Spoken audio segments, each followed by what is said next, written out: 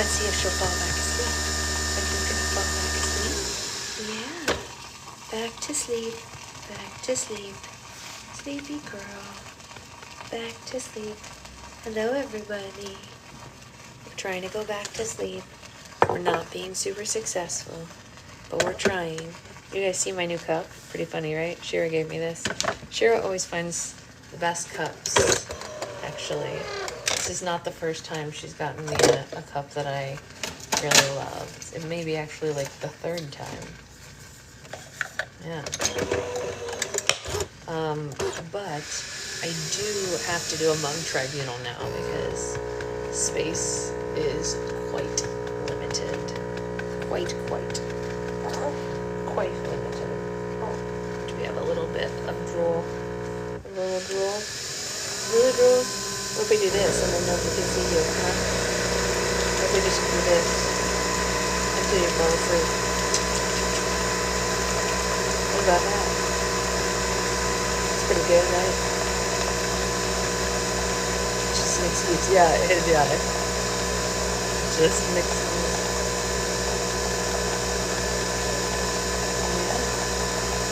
Yeah.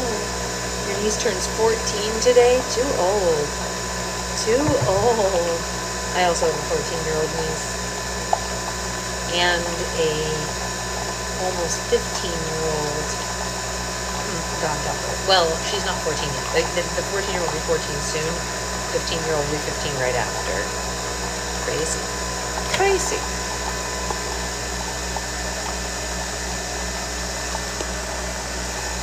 Alright. Let's go. Nikki, how are you even awake?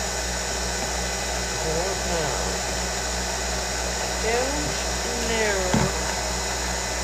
We're good, but how are you? I know. Slow down, kids. It's too old. That's what Secret Husband always says when he's talking about them. He uses the Yoda voice and he goes, too old. I can't do it the way that he can. He can do it really funny. Do you want to sleep, honey? You don't want to make Mommy do book club standing, do you? Do you?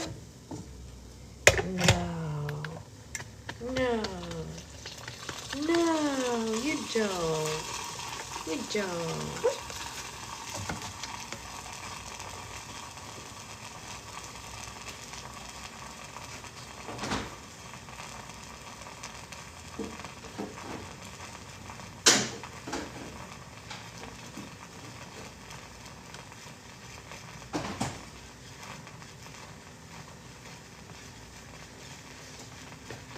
She said, no, you standing to your mom is always standing. Yes, it's always standing. Morning. Is everyone excited to start the new book today? I'm excited to start the new book today. While the stuff is going, I better go get the tripod moved because she doesn't look like she's going to fall back asleep.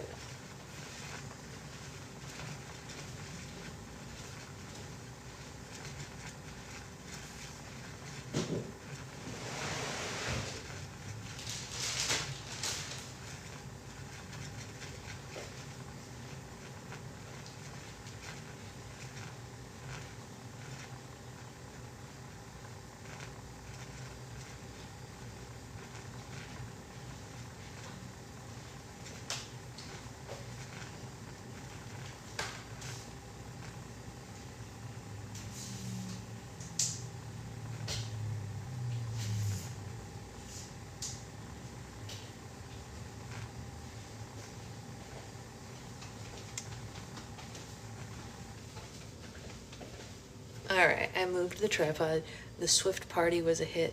Swift party. Oh, that's exciting. I wish I had that. I missed Saturday. I couldn't find it on YouTube either. Will there be a code for today? Yes. Did it not upload? I thought I uploaded it. I'm sorry if it didn't upload properly. I didn't actually check if it went through. I just like let it go and thought it would do its thing. We can tell you, but that being said, Samantha, this book is not in the same even decade as the other one, so it's kind of not. I mean, it's related, but it's not related. You know.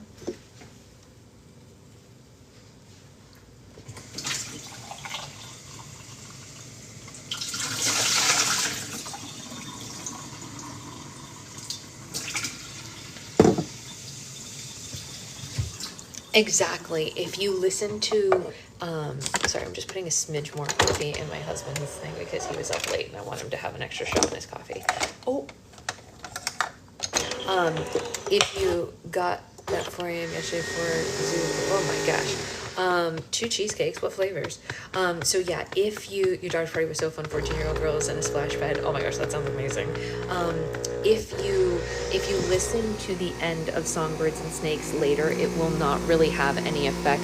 This chapter of this book won't have any effect on it.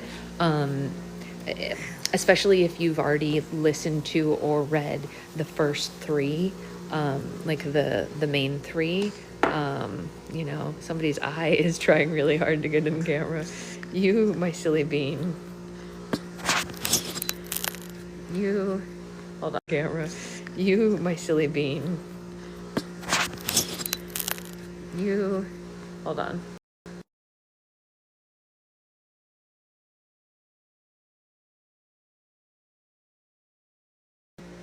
Okay, did it pause for a second? I turned off her sleep because clearly she is awake. This child. She refuses to. What is going on over there? The coffee machine is just like, oh, thank you, Roxy. That's very sweet of you. Okay, so we're starting our new book today. Mommy's gonna have a sip of coffee first. She's like, where's my phone? Coffee for Mommy real quick. Mommy needs to descal the coffee machine today before it revolts. I know. She's like, who are you talking to?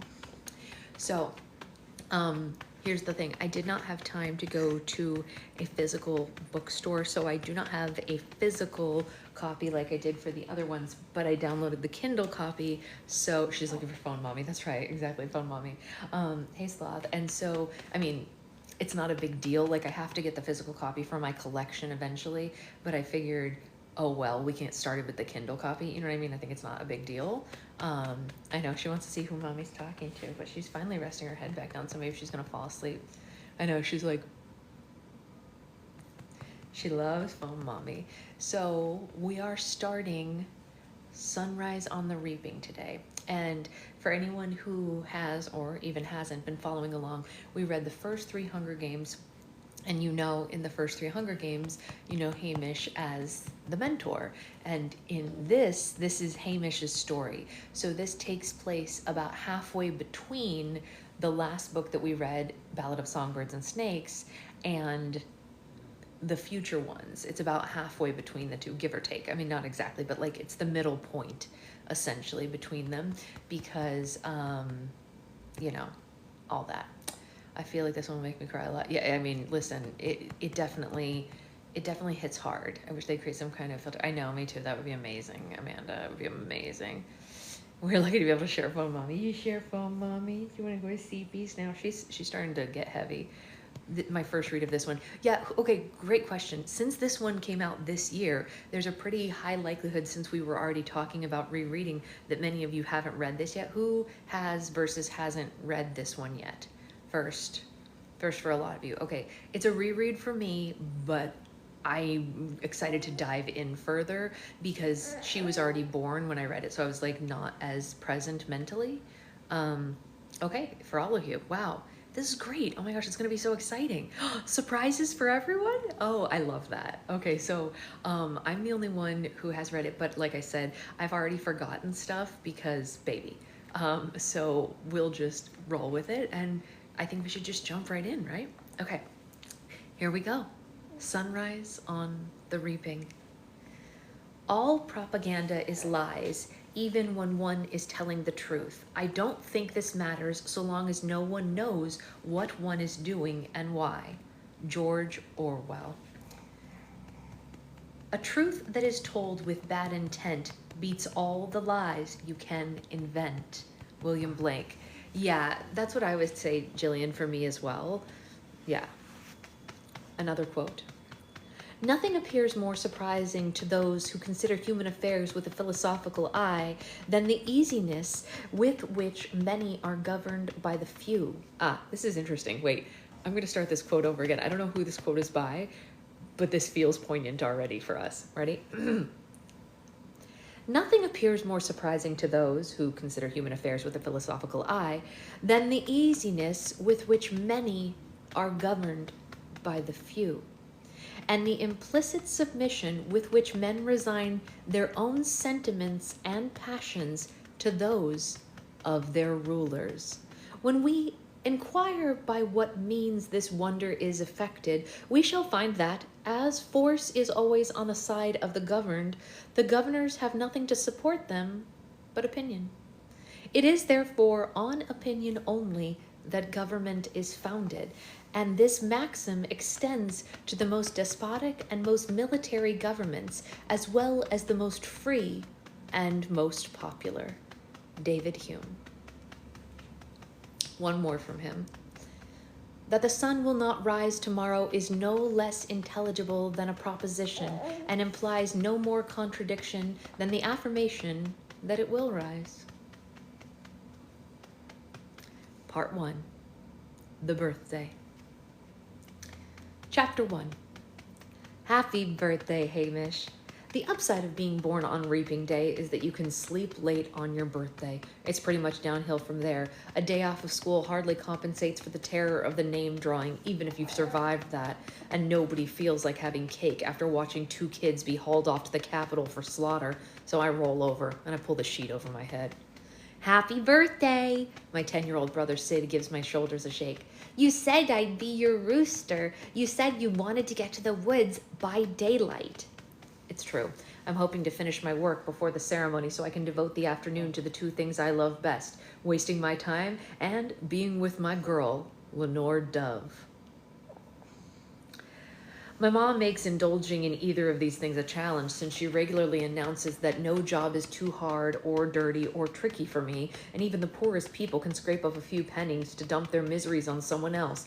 But even the dual occasions of the day, I think that she'll allow for, given the dual occasions of the day, I think she'll allow for a bit of freedom as long as my work is done. It's the game makers who might try to ruin my plans. Hamish, wails Sid, the sun's coming up. All right, I'm up too. I roll straight off the mattress and onto the floor and pull a pair of shorts from my government-issued flour sack. The words, courtesy of the Capitol, end up stamped across my butt. My mom wastes nothing. Widowed young when my pa died in a coal mine fire, she raised Sid and me by taking in laundry and making every bit of it count. The hard wood ashes in the fire pit are saved for lye soap. Eggshells get ground up to fertilizer in the ground in the garden. Someday these shorts will be torn into strips and they'll be woven into a rug. I finish dressing and I toss Sid back into his bed, where he burrows right down into the patchwork quilt. In the kitchen, I grab a piece of cornbread and upgrade for my birthday instead of our normal gritty dark stuff that's made from Capitol flour. Out back, my ma's already stirring a steaming kettle of clothes with a stick. Her muscles strain as she flips over a pair of miner's overalls. She's only 35, but life's sorrow has already cut lines into her face, like they do. Ma catches sight of me in the doorway and she wipes her brow. Happy 16th. Sauce is on the stove. Thanks, Ma. I find a saucepan of stewed plums and I scoop some onto my... I'm so sorry. I have to pause for a moment because she's literally licking the crook of my arm, and that feels truly horrific. Please, honey, let's put a burp cloth there because I can't read while you're licking the crook of my arm. It's the strangest feeling, you guys. No, I don't like it. It's not my cup of tea, as it were. Okay, let's try that again while someone's not licking my arm. I hope it's not salty. I just showered. It should be clean. It should be soapy, or I don't know. Have you seen dust plugs for Kindles? I have. They're very cute. She's like, but Mom. Hey, wiggle worm. Hey, wiggly. Look at this. Look at this, you guys. She's like flopped herself out the side for some reason. What are you doing, honey? You don't know either, do you? Can we read this chapter, do you think? It's really important to us. Hey. Hello. I'm your mom from Such Hits as Can You Sit Up Straight and Let's Read This Book? No, she's definitely not training her. She just ate. She's not even near the boob. She's like way over the side. But I always feed her right before book club. Yeah, she's 5 months. Can you believe that, Anya? I always feed her right before book club. Yeah. Yeah. Hey. Hey. Can we calm down? It's sleepy time. You need to take a nap. I know you're tired. I can see you rubbing your face. That's a tired face, huh? Okay. But how indeed, Stephanie? I know. Thanks, Ma. Find a saucepan of stewed plums and scoop some onto the bread before I head out. I found these in the woods the other day, but it's a nice surprise to have them all hot and sugared. I need you to fill the cistern today, Ma says as I pass by. We've got cold running water, but it only comes out in a thin stream that would take ages to fill a bucket. There's a special barrel of pure rainwater that she charges extra for because the clothes come out softer, but she uses our well water for most of the laundry. What with pumping and hauling and filling a cistern, it's a 2-hour job for me, even with Sid's help. She's just licking it though. She's definitely teething, but her teething is different. She gnaws when she's teething. Right now she's literally just licking my arm. It's a strange moment. Can't it wait until tomorrow? I ask. I'm running low and I've got mountains of wash to do, she answers. All right, this afternoon then, I say, trying to hide my frustration. If the reaping's done by 1 and we're assuming that we're not part of this year's sacrifice, I can finish the water by 3 and still see Lenore Dove. A blanket of mist wraps protectively around the worn gray houses of the seam. It would be soothing if it wasn't for the scattered cries of children being chased in their dreams. In the last few weeks, as the 50th Hunger Games has drawn closer, these sounds have become more frequent, like the anxious thoughts I work hard to keep at bay. I wish you could see her face. Yeah, Mom, look, I'm a puppy. Yeah, that's exactly what she's saying. I wish you guys could see it right now because this is what she looks like. Just like that, but to the side. It's very odd. She's a puppy. She wants me to know that we saw a lot of dogs on our walk yesterday, and she's imitating them now. The second quarter quell. Twice as many kids in this one. No point in worrying, I tell myself. There's nothing you can do about it. Like 2 Hunger Games in one. There's no way to control the outcome of the reaping or what follows it. So don't feed the nightmares. Don't let yourself panic. Don't give the Capitol that control. They've taken enough from you already. I follow the empty cinder street to the hot hill with the miner's graveyard. A jumble of rough markers spike the slope. Everything from headstones with carved names and dates to wooden boards with peeling paint. My paws buried in the family plot here. A patch of Abernathy's with limestone markers for doing that for all of us. After a quick check for witnesses, no one's here, and certainly not at dawn, so I crawl under the fence in the woods outside District 12, and I begin the trek to the still. Brewing white liquor with Hattie Meany is dicey business, but it's a picnic compared to killing rats or cleaning outhouses. She expects me to work hard, yes, but she works hard herself, and even though she'll never see 60 again, she can do more than a person half her age could. There's a lot of grunt work involved, collecting firewood, hauling grain, taking the full bottles and toting back the empty ones to be refilled. That's where I come in. I'm Hattie's mule. I have a lot of different people who make charms for me. Why, Roxy? Do you need some? I can pass you along to one depending on what you need. It is good advice. Yes, don't let the Capitol get into your nightmares. I stop at what we call the depot, a bare patch of ground concealed by the drooping boughs of a willow tree. Here is where Hattie drops off supplies. 2 25-pound sacks of cracked corn await, and I swing each one over a shoulder. It takes about half an hour to reach the still, where I find Hattie tending to a pot of mash next to the remains of a small fire. She offers me her long-handled wooden spoon. Why don't you give this a stir? I drop the bags of corn under a lean-to where she keeps the supplies and raise the spoon in victory. Whoa, a promotion? Me being allowed to handle the mash is something new. Maybe Hattie's starting to train me to be a partner one day. Two of us brewing full time would increase the output, and there's always more demand than she can meet, even for the eye-watering stuff she makes with the capital grain, particularly for that, since it's cheap enough for the miners to afford. The good stuff gets bought up by disorderly soldiers, peacekeepers that is, and the richer folk in town. But bootlegging is illegal 10 different ways, and all it would take was a new peacekeeper, head peacekeeper, who didn't like a stiff drink himself, and that would land us in the stocks, or worse. Yes, Shira makes the clear ones, that's correct. Mining's tough work, but they don't hang you for that. While Hattie packs pint bottles of white liquor into a basket lined with moss, I squat down and I stir the mash on and off. When it's cooled, I pour some into a deep bucket and she adds the yeast. I set the mash into the lean-to so that it can ferment.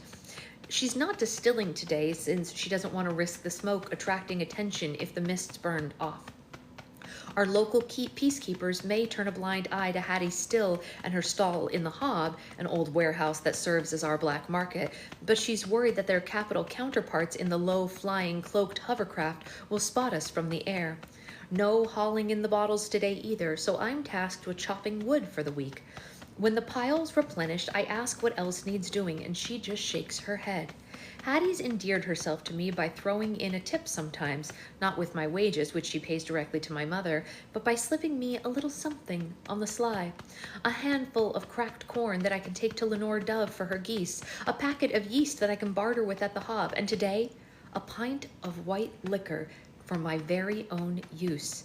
She gives me her broken-toothed grin and says, "Happy birthday, Hamish. I figure you're old enough to make it, you're old enough to drink it."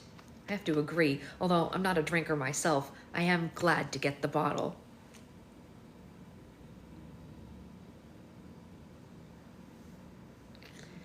The absolute irony of that line. It hurts. It sends shivers down my body. I can easily sell it, or I can trade it, or maybe I can pass it on to Lenore Dove's uncle, Clerk Carmine. Reading this so close to Ballad of Songbirds and Snakes, oh man. Okay, I'm gonna read it again because Sloth missed it and it's important, and then I'm just gonna keep going so we can hear all the rest, but this is already getting me, you guys. See, when I read this book before, it had been 4 years since I read the other one, so I missed some of this stuff. Okay, here we go. Happy birthday, Hamish. I figure if you're old enough to make it, you're old enough to drink it.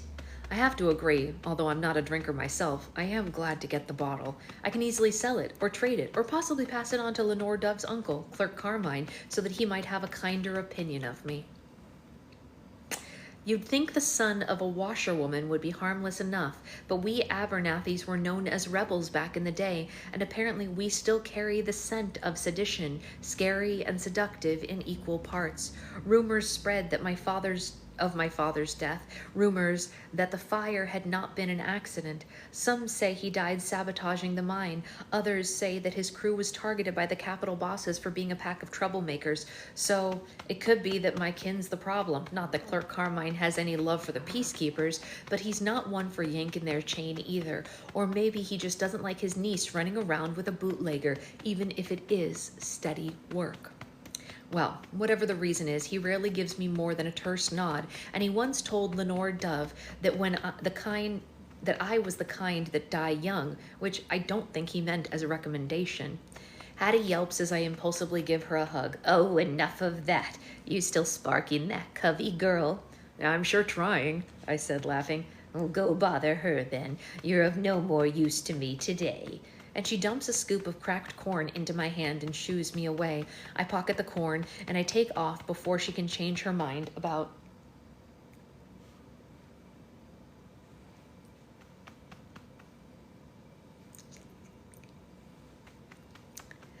I pocket the corn and I take off before she can change her mind about the best gift, unexpected time with my girl.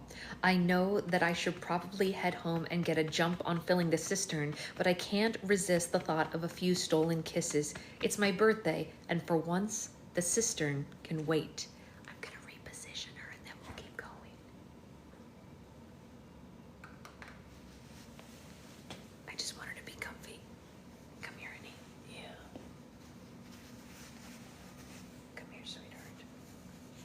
Oh, no, you don't have to be sideways. You can be upright.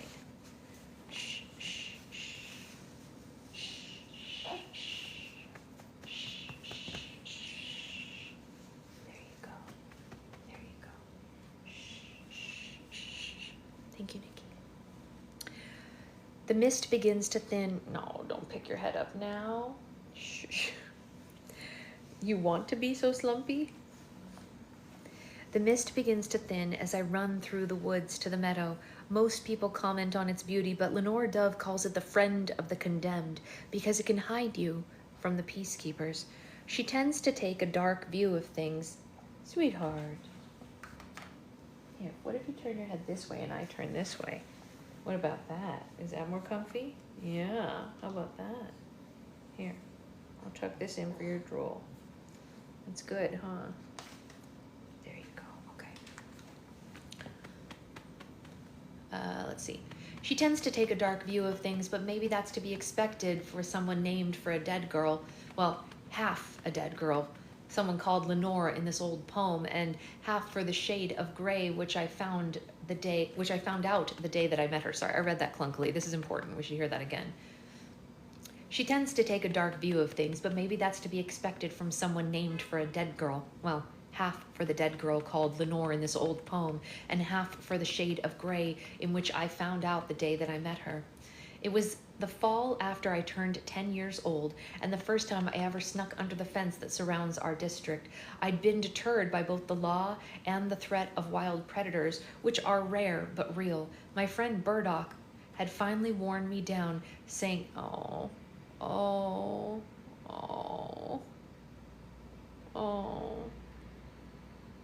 it's Katniss's dad. Oh. My friend Burdock had finally worn me down, saying he did it all the time, and there was nothing to it, and there were still apples if you could climb, and I could climb, and I loved apples. Plus, him being younger than me made me feel like a scaredy cat if I wouldn't do it. Want to hear something? Burdock asked as we ventured deeper into the woods. He tilted his head and he sang out in a remarkable voice. High and sweet like a grown-up woman's, but cleaner, nothing warbly about it. Everything seemed to go still, and then the mockingjays began to pick it up, and I knew that they would sing for other birds, but I'd never heard them sing for a person before. Pretty impressive stuff.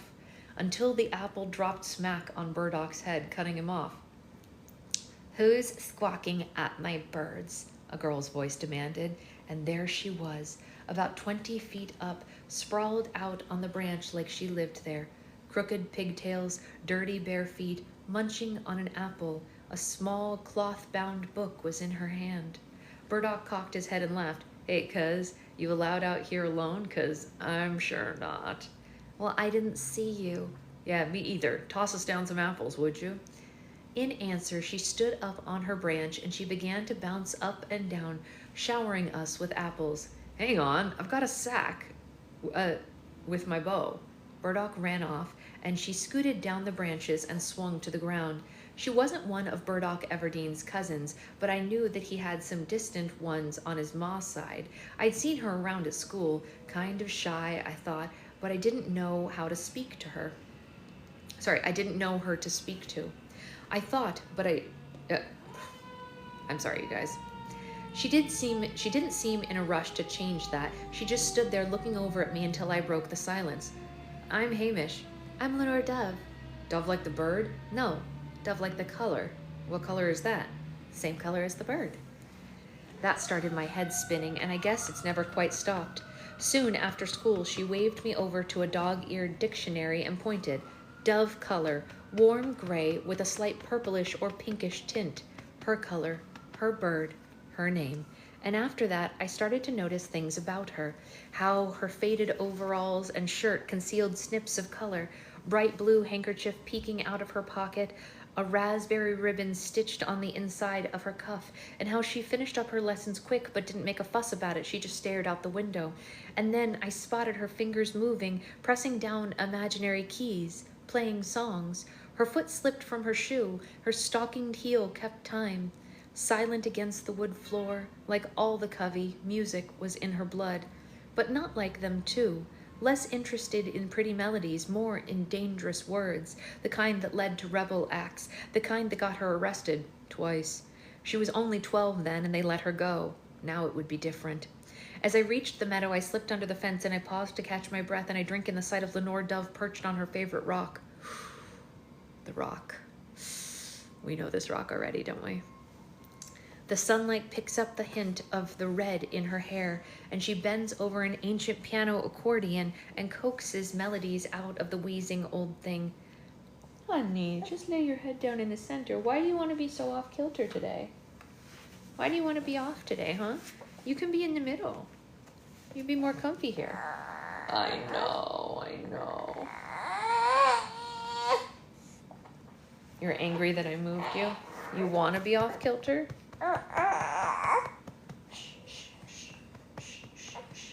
We're going to read about Lenore Dove. Yeah. Here. Hey. Yeah. Honey.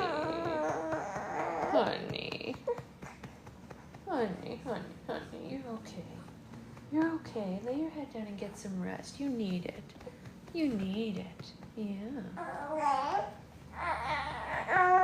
Oh, honey. Grumpy Gills. If you lay your head down, you'll be so happy. Your eyes are so sleepy. I can see it. I can see how sleepy your eyes are. Yeah. Lay your head down. Yeah. Shh. Lay your head down, honey. You need it.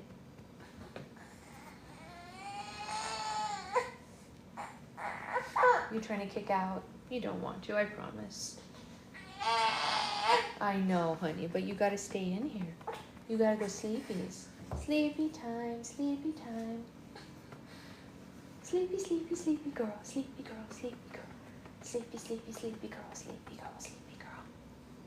All right, I'll let you be off kilter if that's really what you want. Oh, thank you, Anya. They're actually dying. They're from Mother's Day, or not Mother's Day. They're from our anniversary. I think they're from our anniversary. The sunlight picks up the hint of red in her hair, and she bends over an ancient piano accordion. She coaxes the melody out of the wheezy old thing, serenading a dozen geese grazing on the grass. Her voice is soft and haunting as the moonlight. Hey, what's that sound for? You don't want to make that sound. You're so tired, I can see it. Yeah. They hang the man and flog the woman who steals the goose from the common, and yet the greater villain loose that steals the common from the goose. Ooh, that's something, right? That's a pointed line. It's a treat to hear her sing, since she never does it in public. None of the Covey do. Her uncles are really more musicians than singers, so they just play tunes and leave the singing to the audience if they're so inclined. Lenore Dove likes this better anyway. She says that it makes her too nervous to sing in front of people. Her throat closes up. Honey, give in. Sweetheart, what is it? You gotta give in and take a nap, sweetheart. Yes, you do. You have to. You must. You have to. You're gonna have a bad day if you don't take a nap. You need to. Yeah. You're gonna have a bad day if you don't take a nap, okay, sweetheart? I know. You're annoyed. Clerk Carmine and her other uncle, Tam Amber, have raised her since her ma died in childbirth. Seeing her pa has always been something of a mystery. They're not blood kin. They're... Honey, okay, what's wrong? Look at mommy, come here, look at mommy. What's wrong? I know you're tired, you gotta give in to it, sweetheart. You gotta just give in and go to sleep. You're... Honey, your eyes are so tired, why fight it? Why fight it? Don't fight it. Okay, shh.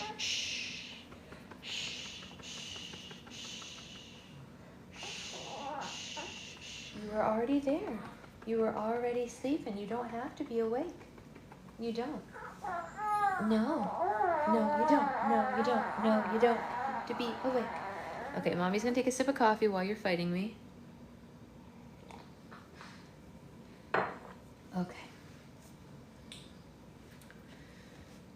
They're not bloodkin, her being a Baird.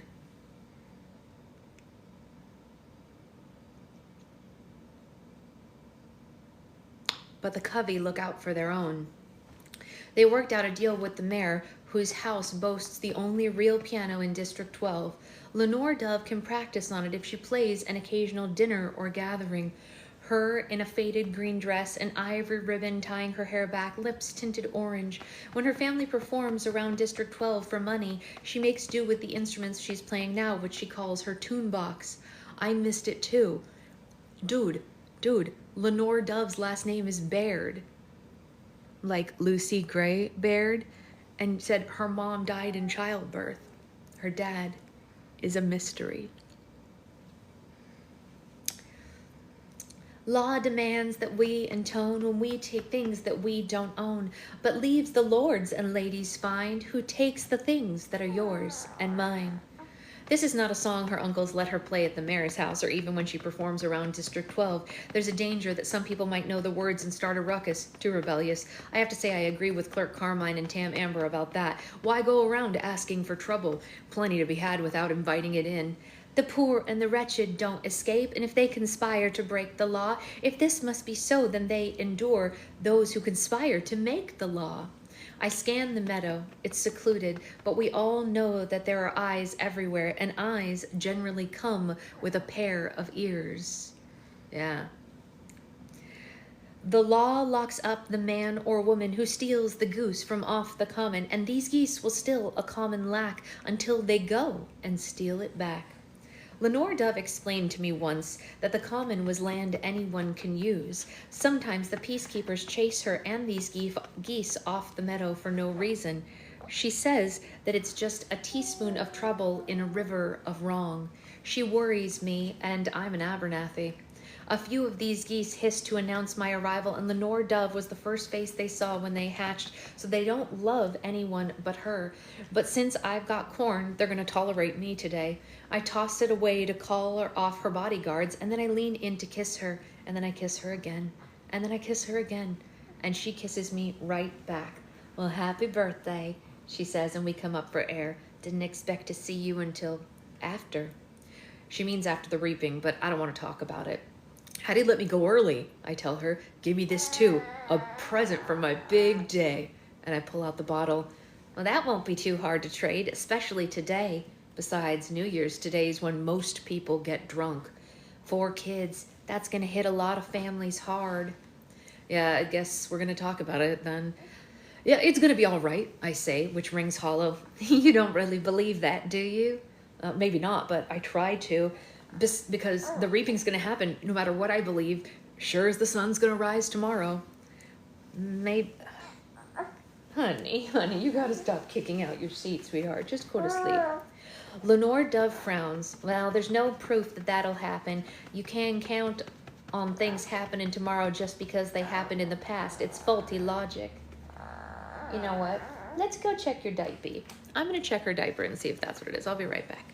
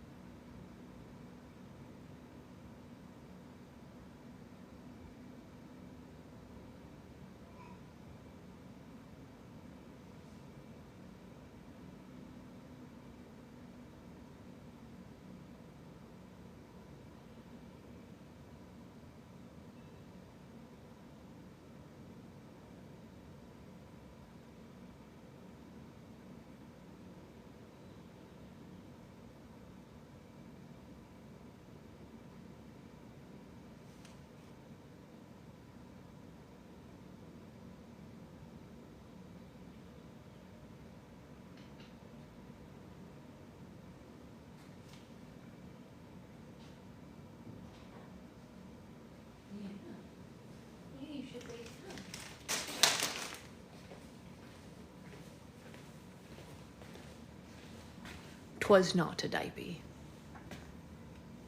'Twas not. Oh well. It was worth a try, right? Lenore Dove frowns. Well, there's no proof that that'll happen. You can't count on things happening tomorrow just because they happen today. It's faulty logic. Is it? I say. Because that's kind of how people plan out their lives. And that's part of the trouble, thinking that things are inevitable, not believing change is possible. I mean, I guess. I can't really imagine the sun not rising tomorrow. A crease forms between her eyebrows, and she puzzles out a response. Can you imagine it rising on a world without the reaping, though? Well, not on my birthday. I've never had one that came without a reaping. I try to distract her with a kiss, but she's determined to make me see. No, listen, she says earnestly. Think about it. You're saying today's my birthday and there's a reaping. Last year on my birthday, there was also a reaping. So every year there will be a reaping on my birthday. But you have no way of knowing that. I mean, the reaping didn't exist until 50 years ago. Give me one reason, one good reason why it should keep happening just because it's your birthday. For a girl who's quiet in public, she sure can talk up a storm in private. Sometimes she's hard to keep up with. Lenore Dove is always patient when she explains stuff, not superior, but maybe she's just too smart for me. Because while it's a fine idea, thinking about a world with no reaping, I don't really see that happening. The Capitol has all the power, and that's that. I didn't say it was just because it's my birthday. I said, wait a second, what did I say? I can't even remember what I said now. Sorry, you've lost me. Honey, I know, sweetheart. Her face falls. No, I'm sorry. It really is your birthday, and here I am going on about who knows what. She digs into her pocket and she pulls out a small package wrapped in a scrap of dove-colored fabric, and it's tied with a ribbon in the same dappled green as her eyes. Happy birthday. Tam Amber made this. I traded eggs for the metal, and I helped him design it. 9:14. Okay. Oh my gosh, that's true, Naisa. I didn't even think about that. I have an espresso machine, Anya. I didn't even think about the very first birthday without a reaping was with Katniss and Peeta. That's right. Yeah, he never had one before. Wild. Wild. Ooh. Besides playing a crazy good mandolin, Tam Amber is the best hand forger in District 12. He's the go-to blacksmith for all new gadgets or broken parts for old machines. Burdock has a dozen of his arrow tips that he treats like gold, and some of the richer folk in town have jewelry that he made from actual gold or silver. It melts down from their heirlooms and was refashioned. I can't think what he would make for me, but I eagerly untie the bow. Yeah, I can't imagine why, Jen. The object that slips into my palm doesn't register at once. It's just a thin strip of metal shaped like a C, and my fingers naturally grip at the curve of its back, and I examine the colorful animals facing off the opening. The head of a snake hisses out, and the beak of a long-necked bird. I flatten out my hand, and I see that their enamel, scales, and feathers travel around the piece until they merge and become indistinguishable. 2 small rings are welded one behind each head. For a chain, maybe? It's beautiful, I say. To wear, right? Well, you know, I like my pretty with purpose, Lenore Dove replies cryptically, making me work it out myself.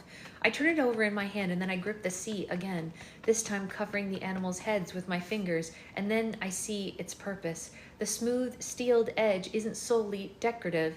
It's a flint striker, I conclude. Sure is, only you don't have any flint. Only you don't have to have flint. Any decent spark in rock like quartz will do. It's insanely sad, but he had his best friend's daughter with him. Yeah, I mean, when you find out that her dad was his friend, it all makes a lot more sense why he even agreed with Peeta to like save her instead. You know what I mean? We're breathing, we're okay. Like, you wonder when you read the first one, you're like, why her? Like, why not Peeta? You know what I mean? Because, okay, and I'm going to pause for a second to talk about this because I think it's actually important. You know, there's always, like, the chosen one trope, and I think this book gets away from the chosen one trope. Like, there is a little bit of a chosen one trope in this because Katniss is the chosen one, sort of. But first of all, she volunteers. And second of all, everyone's not just falling over her just by, like, some nature of her. You find out that there's all these reasons, right? She volunteered.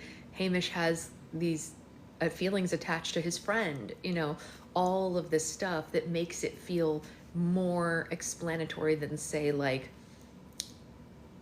Twilight, where it's like, why Bella? You know what I mean? So I like that about this, that she like really gives you a reason. Hey Sophie, we're happy to have you back.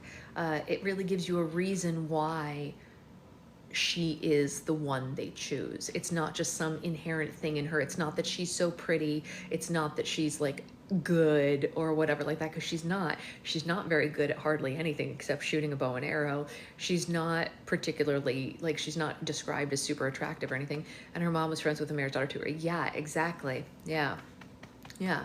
So, you know, it all comes together in a way, right? It's really nice. No, no, no, sad. No, sad. You were sleeping so nicely. What happened? At home, we have an old beat-up striker passed down through my ma's family. It's ugly and dull.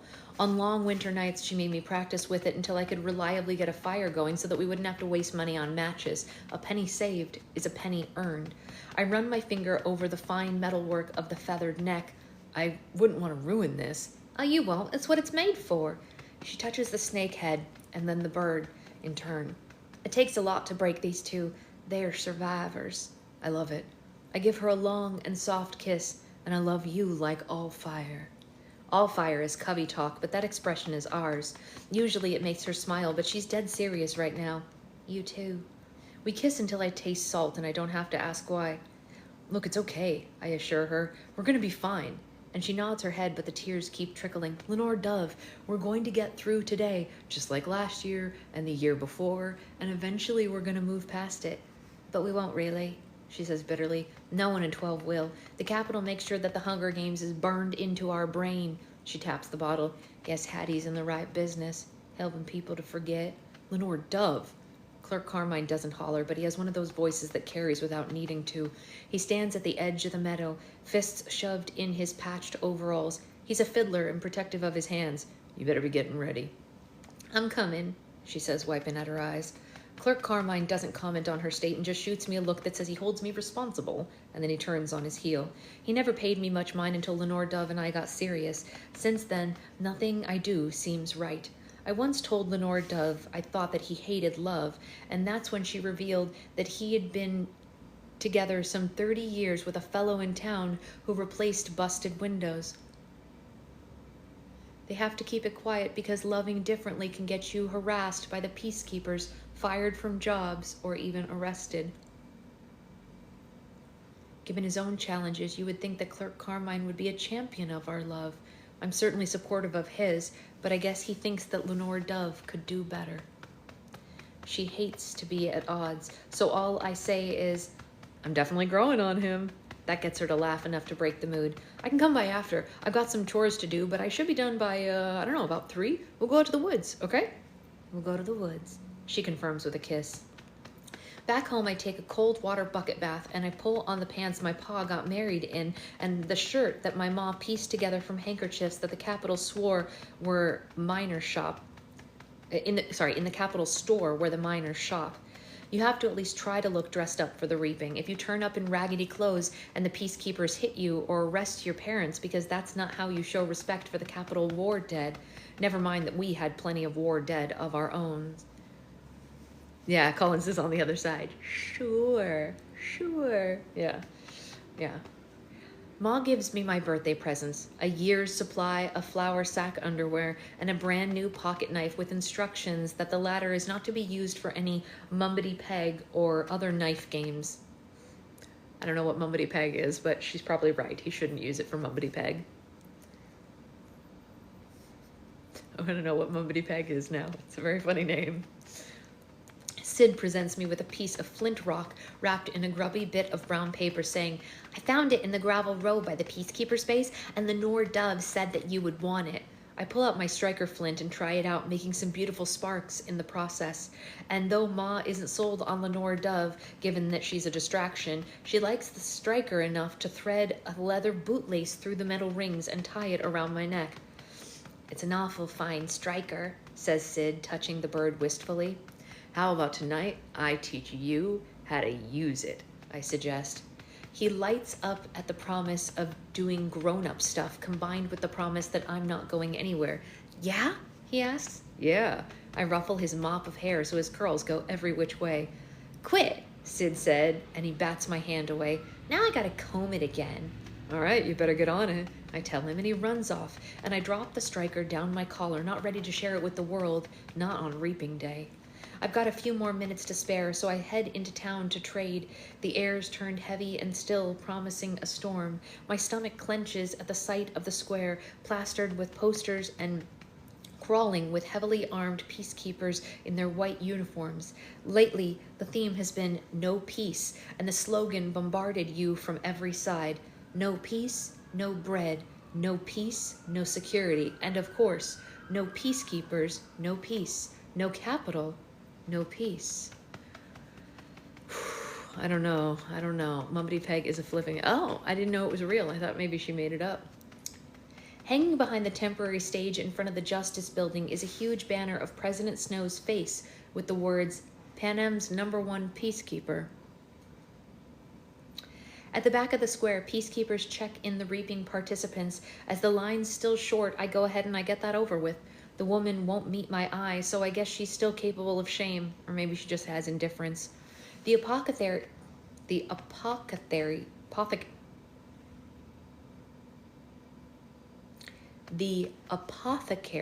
shop has a flag of Panem in the window, which pisses me off. Still, this is where I'll get the best deal on my white liquor. Inside, the sharp odor of chemicals makes my nose twitch. In contrast, a faint, sweet scent comes from a bunch of chamomile flowers resting in a jar, waiting to become tea and medicine. I know Burdock collected these in the woods. Of late, he's added wildcrafting to his game business. The place is deserted except for my classmate, Astrid March, who's arranging tiny bottles on a shelf behind a counter. A long blonde braid falls down her back, but the damp heat has brought out the tendrils of her hair that frame that perfect face. Astrid's the town beauty and rich by District 12 standards. I used to hold that against her, but she showed up one night in the seam, alone, to treat a neighbor woman who had been whipped for back-talking a peacekeeper. She brought some ointment she concocted herself, and then she slipped away, never mentioning payment. And since then, she's who people turn to for help when a loved one goes lashed. I guess Astrid has more substance than her pack of snooty town friends suggests. Besides, Burdock is nuts about her. So I try to be nice, even though he's got as much chance with her as a mockingjay with a swan. Town girls don't marry seam boys, not unless something goes really haywire. Hey, got any use for this? I place the white liquor on the counter. For like cough syrup or something? I'm sure I can find one. Astrid gives me a fair price and throws in a sprig of chamomile. For today, they say it's good luck. I slide the stem into a buttonhole. Who says that? Burdock? She blushes a bit, and I wonder if I'm wrong about his chances. Maybe it was him. I can't recall, she says. Well, we could all use a little luck today. I glance at the flag in the window, and Astrid drops her voice. We didn't want it there. The peacekeepers insisted it. Or what? They'd arrest the Marches, bust up their shop, close them down for good? I feel bad that I judged them earlier. No choice then. I nod to the chamomile. You wear some too, okay? And she gives me a sad smile and a nod. I go next door to the Donner's sweet shop, and I buy a little white paper bag of multicolored gumdrops. They're Lenore Dove's favorite, for us to share later. She calls them rainbow gumdrops, and she swears that she can tell the flavors apart, although they all taste the same to me. Marilee Donner, who's in my class, waits on me in a crisp pink dress and matching ribbons in her sandy hair. No one's going to arrest the Donners for looking shabby. Fortunately, Astrid paid me in cash because the Donners won't take script, which is what Capital pays the miners with. It's technically only good in the Capital store, but a lot of the merchants in town take it, and my ma gets plenty of it with the laundry business. That's interesting, right? That's like old miner stuff, like what happened here in America with the company stores in the olden days, you know? I owe my soul to the company store. Yeah. When I step outside, I smile for a second at the Donner's pretty candy label, thinking of meeting Lenore Dove in the woods. And then I see that it's time. The giant screens flanking the stage, having lit up with the waving flag in honor of the Hunger Games. 50-some years ago, the districts rose up against our capital's oppression, kicking off a bloody civil war in Panem. We lost. And in punishment, every July 4th, each of the districts routinely has to send 2 tributes, 1 boy and 1 girl between the ages of 12 and 18, to fight to the death in the arena. The last kid standing gets crowned as the victor. The reaping is where they draw our names for the Hunger Games. 2 pens, 1 for the girl and 1 for the boys. They've been clearly marked out with orange ropes. Traditionally, the 12-year-olds gather in the front and the older kids, it goes older until you reach the 18-year-olds in the back. Attendance for the entire population is mandatory, but I know that Ma will keep Sid home until the last possible minute, so I don't even bother looking for them. Since Lenore Dove is nowhere to be seen, I head to the section designated for the 14 to 16-year-old boys, and I think about my odds. Today, I have 20 slips of paper with my name on it in the reaping.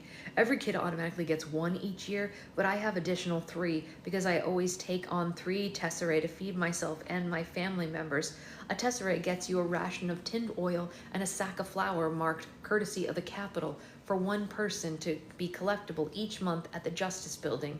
In exchange, you have to put your name in the reaping an extra time for a tesserae that year. Those entries stick with you and they add up. 4 slips a year, 5 times 5, and that's how I have 20.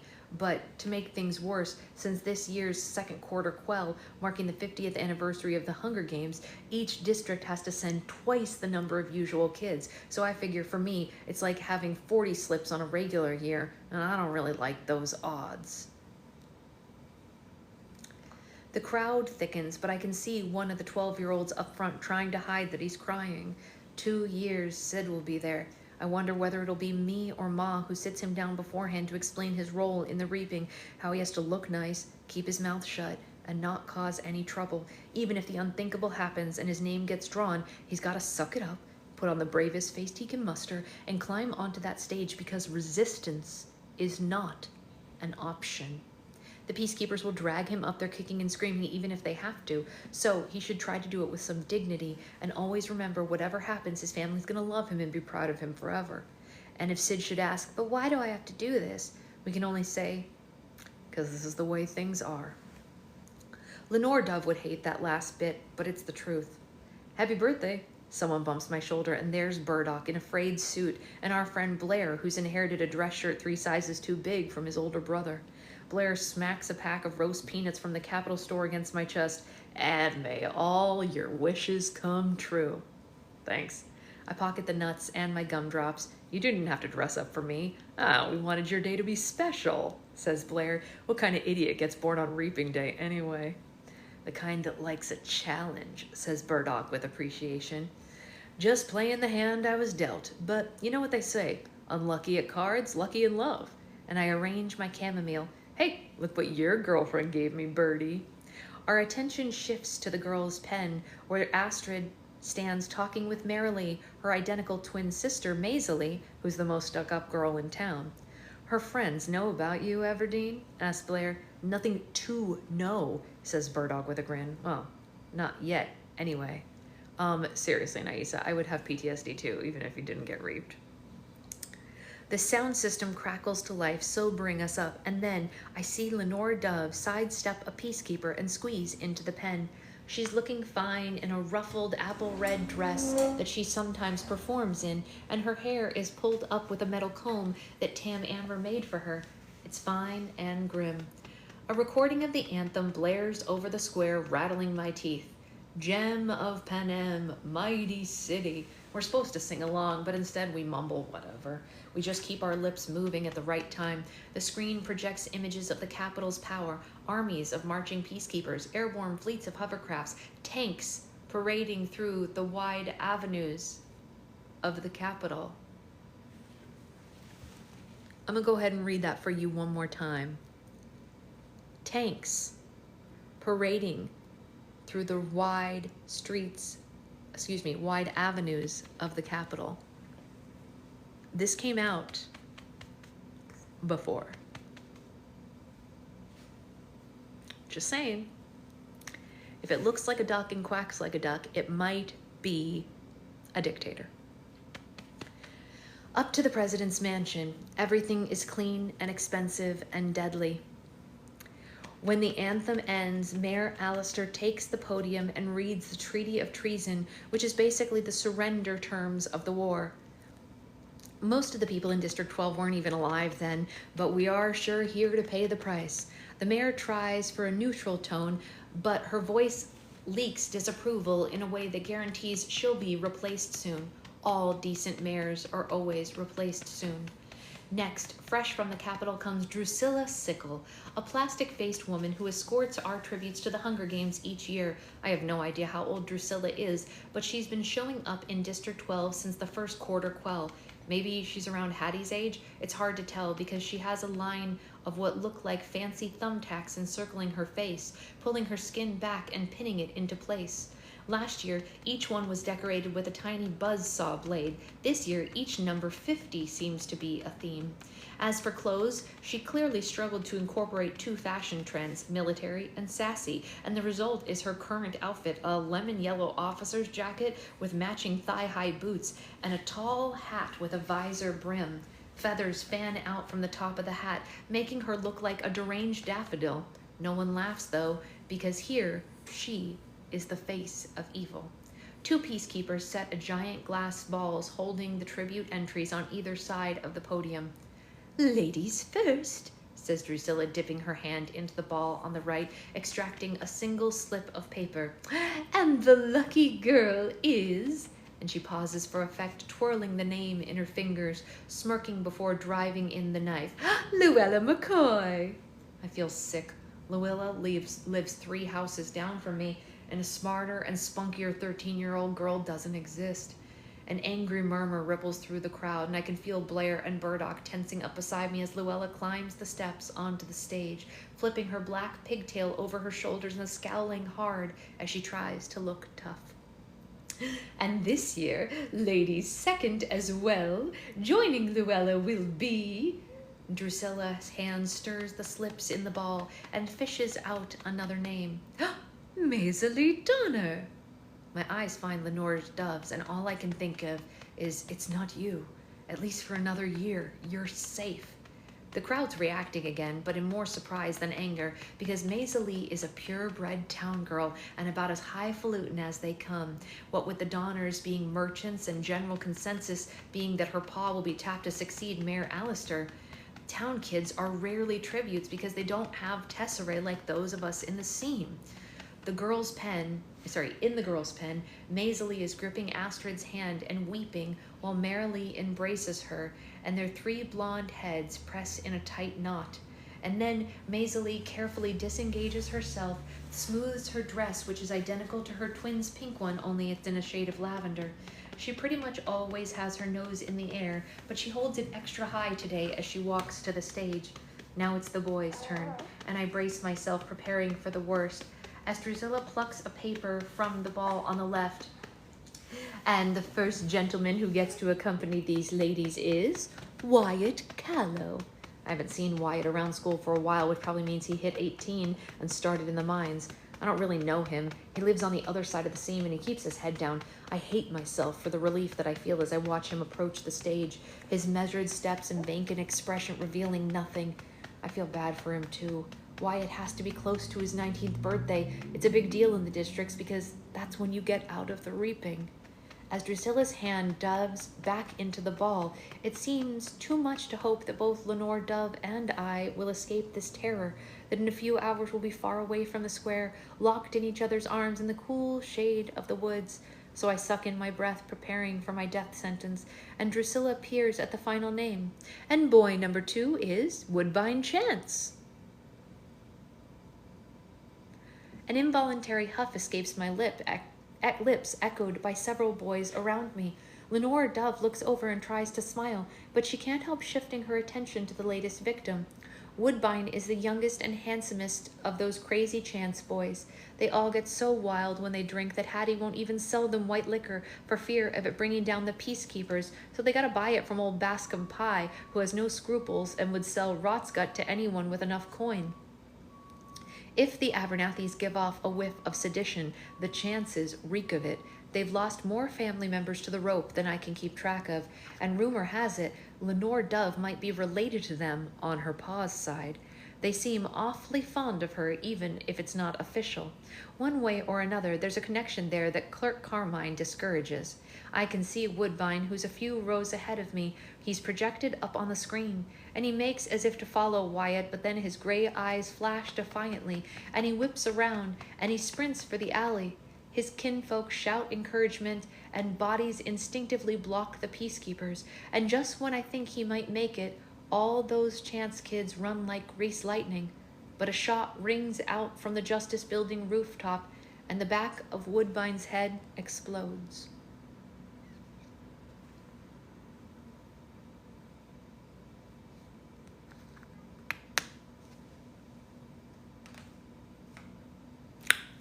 Well,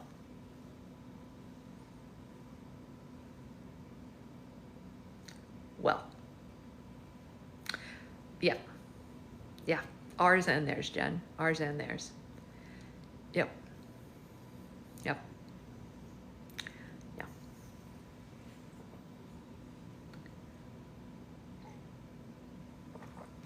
It's mildly devastating to think that you have survived the reaping, and it's your birthday, and the love of your life survived, and then one of the boys gets shot.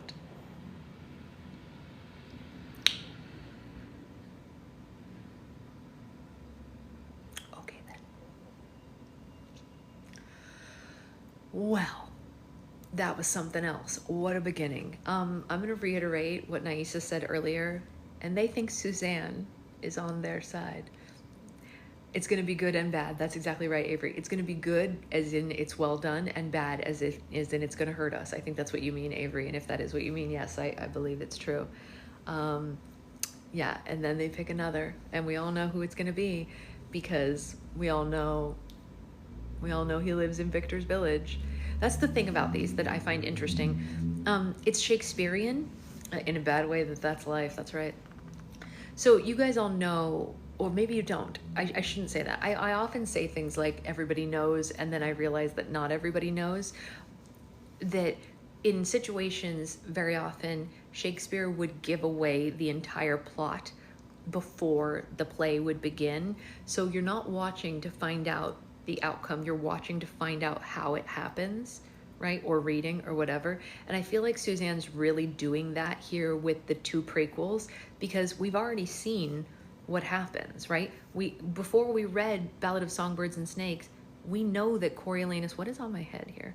We know that Coriolanus becomes President Snow. We know that because we read the first 3 books, right? So you know he can't possibly go with Lucy Gray to the north. We know that. There's no way that that could have happened, because then how does he become President Snow, right? And the same thing here. We know that Hamish can't escape the reaping because we know he lives in the Victor's Village, right? Right. So we already know, not only, like, without any spoilers from this book, just having read only the first 3 books, you already know Hamish has to get reaped and that he has to win somehow, because otherwise how is he their mentor, right? So we know those things going in. It's just, how does it happen, right? That we're here to learn, which I think is interesting. Yeah. Yeah, Shakespeare. So like, if you listen to, and the twists and turns bleed the heart even more. I know when you know, it hurts even more. It's true. And I think that is why the trope, if you will, it's not a trope, the device, that's what it is. It's a device. The device works like in Shakespeare, literally, there's like something all over my face, skin. And we kind of know how he wins, right? Kind of. But like, how does it get there, right? So for example, in Romeo and Juliet, you know what I mean? Romeo and Juliet starts with, you know, the prologue, and the prologue is, you know, 2 houses in fair Verona where we lay our scene. And, you know, from ancient blood breaks to new mutiny, where civil blood makes civil hands unclean. From forth the fatal loins of these 2 foes, a pair of star-crossed lovers take their life, right? So within the first few seconds of the play, he tells us there's 2 families, they hate each other, they each have a kid, the kids love each other, and they're gonna kill themselves, right? They take their life. It doesn't say someone else does, it says 2 star-crossed lovers take their life, right? Whose misadventured piteous overflow doth with their death bury their parents' strife. So we know not only do Romeo and Juliet die, but we know that by their death, the families no longer fight, right? So they are not fighting. Well, I mean, it's not fair, you guys. You're saying that because I can quote it because my undergrad degree is in Shakespearean studies. So if I didn't know this, what good would I be to the world? I spent so many years studying it. So, they're telling us, okay, the kids fall in love, the kids are going to die, and it's going to cause the parents not to fight anymore. We know these things. And he says, which is now the 2-hour traffic of our scene, right? There's more in the middle there, but that's, you don't need to hear the whole thing, right? So then he even tells you this play is going to be 2 hours, right, Sophie? Yeah, I had to as well. So this play is going to be 2 hours. Now, that's actually false, which is kind of interesting as well. This is another thing that Shakespeare does really well. I know we're not here to talk about Shakespeare, and we're technically past time. But he tells you this is now the 2 hours traffic of our scene. The play is actually slightly less than 2 hours, and he calls it 2 hours so that you go, wow, that flew by. It was so good, right? Tricky, but very funny. It would be like if I told you, okay, this live is going to be 3 hours long, and then at 2 hours and 45 minutes we were done. You'd be like, oh man, I was hoping that there would be more. I miss it. It's a really, that never happens to us. We always go over, not under. But I'm not here for that, But it's an interesting device that he uses there. But I also feel like, 100% genius. There's no question in my mind, Nikki. And people fight that all the time. And I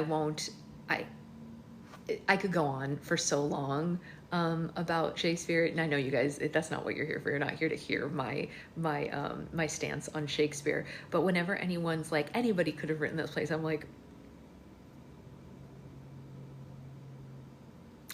sir, take several seats. Because I won't be entertaining that thought.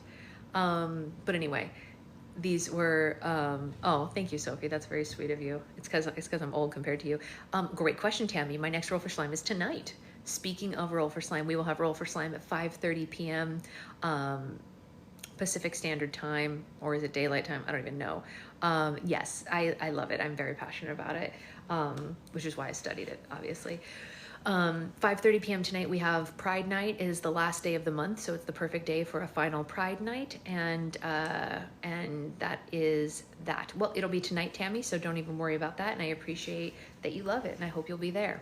So anyway, what I was saying was I think that Suzanne is basically doing the same thing here with these two prequels. We know how they end. We even know, we not only know he wins, like Avery said, we know a little bit of how he wins, and she says in the beginning of this, oh, I don't drink. We all know how that ends up, right? Because the very first chapter, well, I guess not first chapter, I guess second chapter of the very first book, we see him sloshed. How many people have a Kindle? I don't know. It's a great question. I might be there, but I might have to work on my truck again. Oh, well, it's will be recorded either way, right? So anyway, that is, that's the whole shebang. And the babyest millennial.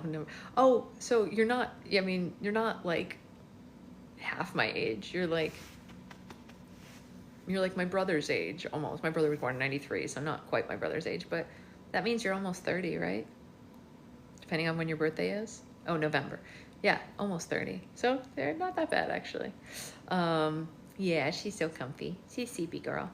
Thank goodness she needed it. I'm among them, Jen. I'm among them. So anyway, that is, hey, Isabella, that is the whole thing. I will see you all tonight at 5:30. Oh, you're totally fine, Isabella. We'll be back tonight for Roll for Slime. And, yeah, vacation's amazing. I have a brother born in 93. Really? What month, Jillian? Elder millennials. Yes, we're slightly more, we're slightly calmer, I guess. Maybe not. I don't know. Oh, that's okay. Go to sleep for your vacation. It's totally worth it. You can always watch it later as well. Don't even stress, honey. Don't even stress. Yeah, February. Oh, my brother's March. So they're almost exactly the same age, May 89. My sister is actually May 89. Literally, May 25th, 89. 93 also, yeah. Don't be nervous, Isabel. You just did it a couple months ago, right? Didn't you just go on a flight a couple months ago? You're all good. Don't stress. Yes, same, Roxy, same.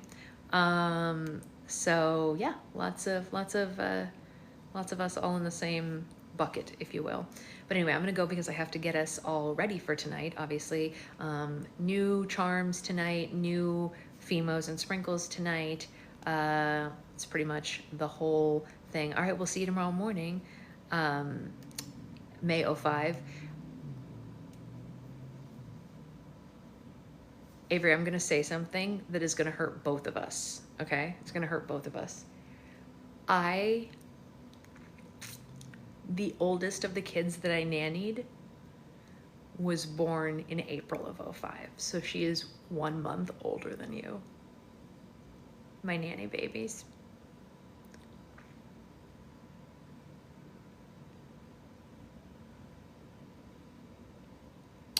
April 4th.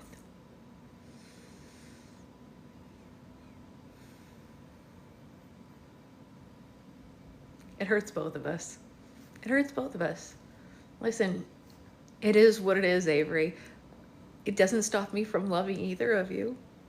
November 2008, yes. Tiniest baby in our group, yes. So, oh yeah, tomorrow's my mom's birthday. Senior year, right? Yeah. Oh my gosh, that's crazy, Amanda. All right, I am, Roxy, I am. So I will see you all, or as many of you, 2002, I was in high school. All right, I will see you all tonight. That's the whole kit and caboodle. I'm gonna go get everything done until then, and we'll continue this amazing book tomorrow because it's literally amazing. Like, we're 1 chapter in and I'm already like mind blown. Like I said, I read it before, but I was like kind of distracted because new baby. So getting to read it again so soon after Ballad of Songbirds and Snakes, I feel like is the correct choice. Like, it's so right. The fact that I couldn't get, we're reading, yeah, I'll check that right after this, Samantha. It's funny because I was like, oh, since I couldn't get the physical book, maybe we should finish Toxic instead. And then I was like, no, we should go right into it. We're reading Sunrise on the Reaping, Reagan. Yeah, it's the last book in the Hunger Games series. All right, I will check on all that. And that was just chapter 1. Yeah, that was just chapter 1. All right, chapter 2 tomorrow. See you guys.